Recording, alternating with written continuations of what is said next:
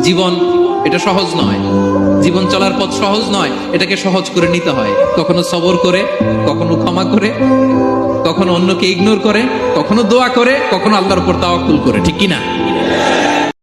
জীবন এটা সহজ নয়, জীবন চলার পথ সহজ নয়, এটাকে সহজ করে নিতে হয়। কখনো সবর করে, কখনো ক্ষমা করে, কখনো অন্যকে ইগনোর করে, কখনো দোয়া করে, কখনো আল্লাহর উপর তাওয়াক্কুল করে, ঠিক কিনা?